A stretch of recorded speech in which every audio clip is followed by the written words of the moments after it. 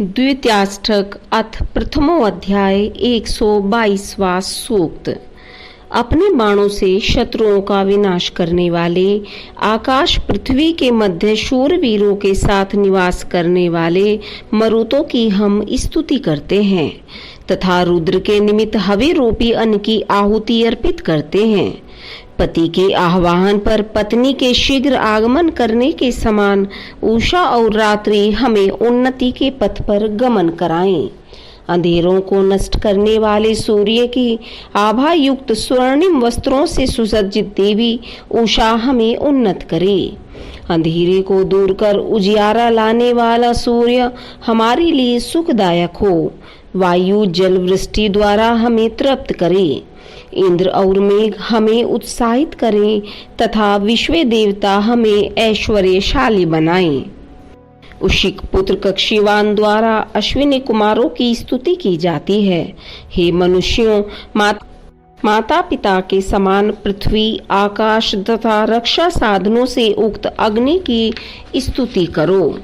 हे विश्व देवों, घोषा नामक स्त्री ने जिस प्रकार अश्विनी कुमारों को आवाहित किया, उसी प्रकार उशिक पुत्र कक्षीवान पीड़ाओं के शमन के लिए आवाहनीय स्वरों में श्रोतों द्वारा स्तवन करता है। धनदाता पोषा की तथा वैभव संपदा के निमित्त हम अग्नि की स्तुति करते हैं। हमारी प्रार्थना सुनने वाले हे मित्रा वरुण, यज्ञ गृह में चारों ओर गूंजने वाले स्रोतों को भी सुनो। जल देवता जल वृष्टि द्वारा हमारे खेतों का सिंचन करें। हे वरुण, हे मित्र देवों, अश्व की गति के समान युद्ध में वीर हो गो रूपी धन को प्राप्त कराते हैं। तुम दोनों अपने प्रिय रथ में बैठकर शीघ्र ही वहां आगमन करो। हम तुम्हारी स्तुति करते हैं। श्रेष्ठ वैभवशाली मनुष्यों के धन सभी के द्वारा सराहे जाते हैं। महान सामर्थ्य से युक्त मनुष्य अश्वों और रथों से सुसज्जित वीरों को हमारी रक्षा के निमित्त प्रेरित करते हैं। जो मनुष्य ईर्ष्यालु हैं, जो सोम रस को निष्पन्न नहीं करता तथा यज्ञ भावना से रहित पाप मार्ग पर चलता है, वह मस्तिष्क तथा हृदय आदि रोगों से पीड़ित हो जाता है। हे मित्रा वरुण, सत्य मार्ग पर चलने वाला तथा तुम्हारे निमित्त मंत्र युक्त स्तुतियां करने वाला निश्चय ही तुम्हारी कृपा का पात्र होता है। ऐसा मनुष्य शत्रुओं का विध्वंस करने वाला, अश्वयुक्त, तेजस्वी, यजमानों के प्रति उदार तथा सभी युद्धों में अति सामर्थ्यवान होता है। आकाश में स्थित हे देवों, मनुष्यों की स्तुतियों को सुनकर यहाँ आगमन करने वाले तुम अपने बल में से अहित करने वाले दुष्कर्मियों की धन संपदा को उत्तम वीरों को प्राप्त कराते हो तथा हमें आनंदित करने वाले अमृत स्वरूप यज्ञ की ओर प्रेरित करते हो। अपने सामर्थ्य के द्वारा उस स्तुता की वृद्धि करो जिसने 10 चमस पात्रों में रखे हुए सोम के लिए तुम्हें आवाहित किया है। तेज और ऐश्वर्य से युक्त ऐसे देवता हवि रूप अन्न का सेवन करने के लिए हमारे यज्ञ स्थल पर आगमन करें। जो अश्वों को रासों द्वारा नियंत्रण में करना चाहते हैं, ऐसे शत्रु विनाशकों के रहते कौन श्रद्धालु मनुष्यों को पीड़ित कर सकता है? कोई उनका अहित नहीं कर सकता। यजमान 10 चमस पात्रों में रखे सोम रूपी हविष्यान को लेकर आगमन करते हैं। उन पात्रों में रखे सोम रूपी अन्न से हम प्रशंसित हैं। कर्णों में स्वर्ण आभूषण और कंठ में मणियों को धारण किए सभी देवता हमें संतति आदि प्रदान करें तथा हमारे द्वारा उच्चारित स्तुतियों तथा घृत युक्त आहुतियों को दोनों प्रकार के यज्ञों में ग्रहण करें। हे मित्रा वरुण, शत्रु संहारक राजा मशशार के 4 पुत्र तथा आयवस के 3 पुत्र हमें दुखित करते हैं। तुम्हारा अति सुंदर और सुशोभित रथ सूर्य के समान प्रदीप्त है। 123वां सूक्त। अपने प्रकाश से युक्त देवी उषा मनुष्यों के सुख कारक निवास के लिए सतत प्रयत्नशील होकर भयानक काले घोर अंधकार से ऊपर उठ गई है। उसके विस्तृत रथ में अमर देवता भी आकर विराजमान हो गए हैं। ऐश्वर्यों की जनित्री देवी उषा मनुष्यों से पहले जागती है।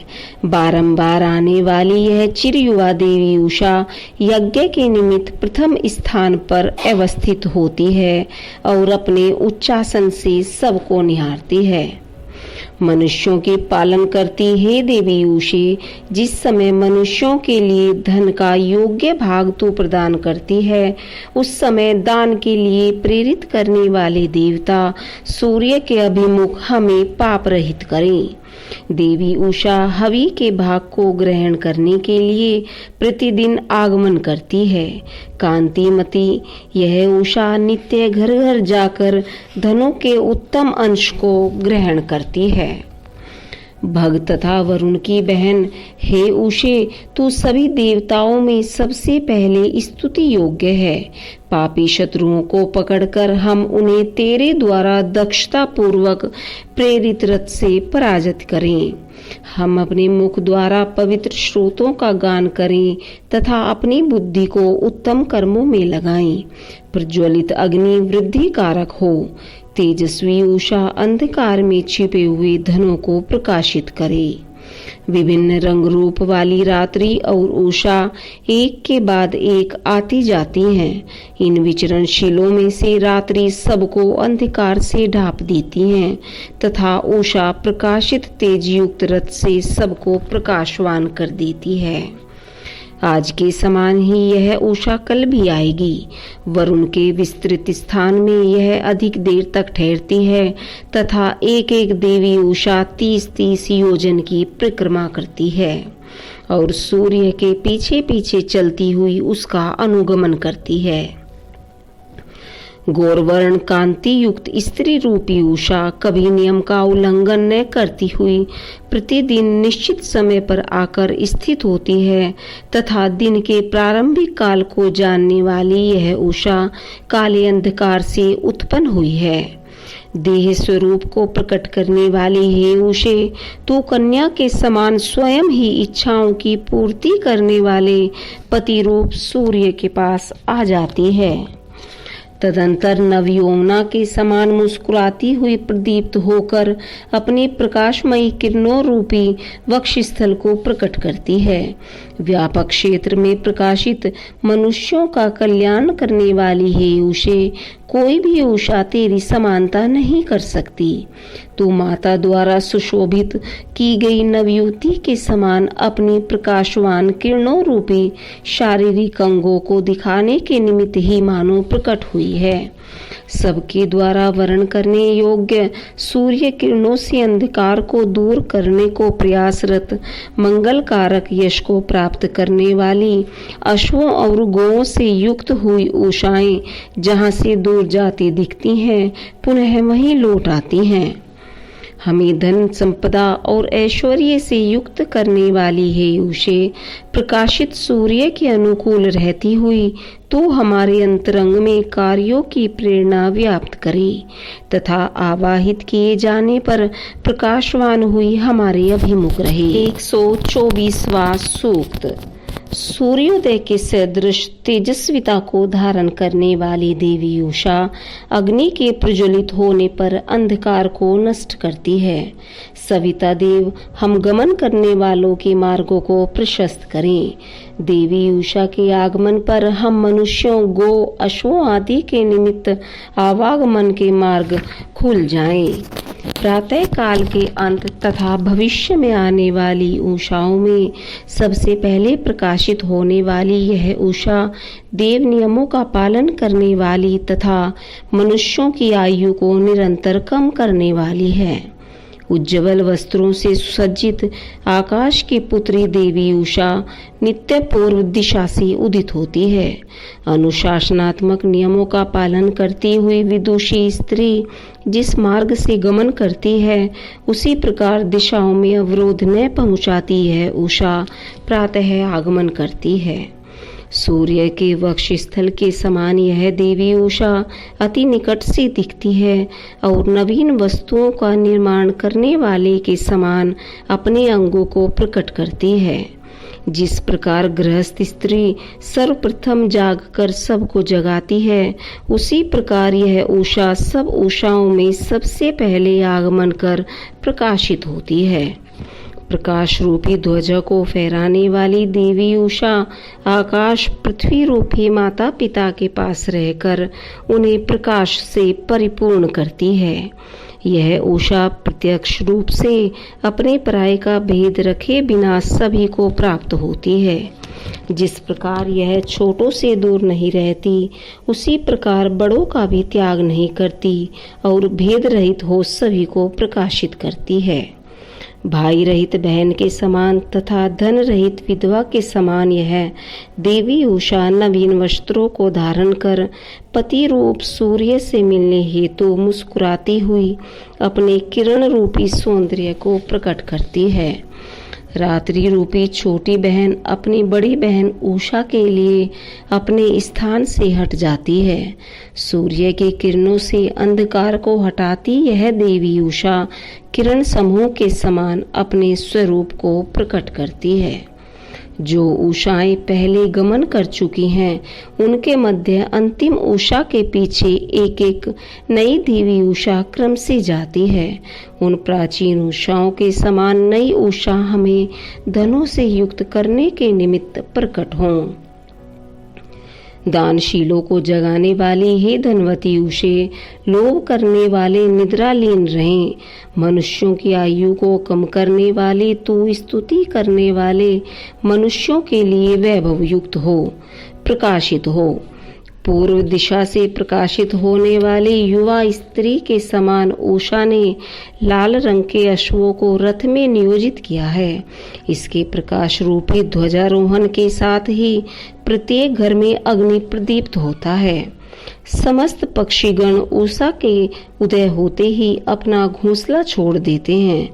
मनुष्य भी अनादि के निमित्त कर्म करते हैं। हे उषे, गृहस्थ जीवन में रहकर तू हविदाता को धन संपदा से युक्त करे। हे उषे, हमारे स्रोत तेरी वृद्धि करें। सभी उषाएं प्रगति को कामना से हम सभी प्रजाजनों को समृद्ध करें। देवताओं द्वारा संपन्न हे उषाओं, तुम हमें प्रचुर धन संपदा प्राप्त कराओ। 125वां सूक्त।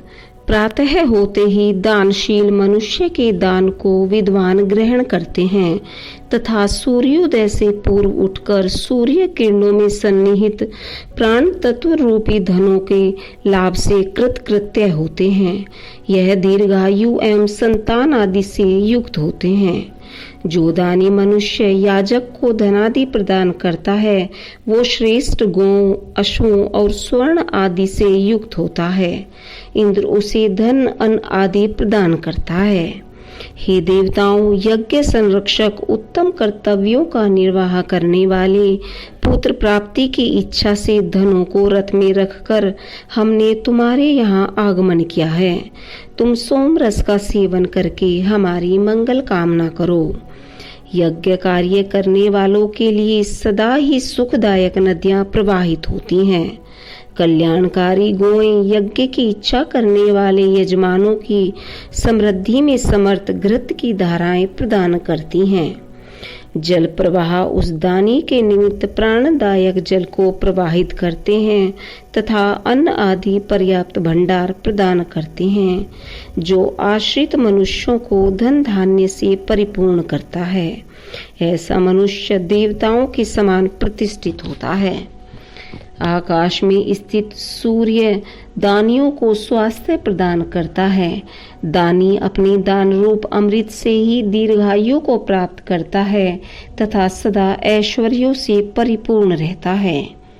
जो दान देता है, यज्ञ आदि उत्तम कर्मों को संपन्न करता है, यम नियम आदि व्रतों को व्यवहारिक जीवन में प्रयोग करता है, वो सदा पाप कर्मों से बचा रहता है तथा वृद्धावस्था उसे सालती नहीं है। इसके विपरीत जो दुष्कर्म करने में प्रवृत्त रहता है, देवताओं को हवि द्वारा संतुष्ट नहीं करता, यज्ञ जैसे शुभ कार्यों को भी संपन्न नहीं करता, वो संताप युक्त रहता है तथा मानसिक रूप से सदा अस्वस्थ रहता है। 126वां सूक्त। सिंधु नदी के तट पर निवास करने वाले भव्य राजा के निमित्त हम बुद्धिपूर्वक श्रोतों को उच्चारित करते हैं। उसने यश की कामना से प्रेरित होकर हमारे लिए सहस्त्रों यज्ञों को संपन्न किया है। स्वर्ग में चारों ओर अक्षुण्ण कीर्ति को व्याप्त राजा ने कक्षीवान को 100 स्वर्ण मुद्राएं इतनी ही संख्या में अश्व व वृषभ प्रदान किए थे। स्वन्य द्वारा प्रेषित श्रेष्ठ वर्णों के अश्वों से युक्त तथा उत्तम स्त्रियों से युक्त 10 रथ हमें प्राप्त हुए हैं। दिन के निकलते ही कक्षीवान ने 60,000 गौओं को प्राप्त किया। सहस्त्रों गौओं की कतार के आगे 10 रथों को 40 अश्व खींच ले जाते हैं। स्वर्ण अलंकारों से युक्त अन्य युक्त कुशा का भक्षण करने वाले मदों को टपकाने वाले अश्वों को कक्षीवान अपने वश में करते हैं। सब प्रेम पूर्वक रहने वाले वज्रवंशी लोग एक परिवार के समान रहकर रथ आदि से युक्त होकर यश की इच्छा करें। हे मित्रों, हमने 4, 4, 8 तथा 3 को अगिनत को के साथ प्रथम अनुदान के रूप में प्राप्त किया है। सदैव हमारे साथ रहने वाली, गुणों को धारण करने वाली हमारी सह स्वामिनी हमारे लिए अनेक ऐश्वर्य तथा भोग्य पदार्थ हमें प्राप्त कराती है। सहधर्मिणी का कथन, हे स्वामी, तुम मेरे पास आकर बार बार मेरा स्पर्श करो, मेरे कार्यों को अन्यथा न लो। मैं गांधार की उन भेड़ों के सदृश हूँ जो रोमों से भरी हुई है।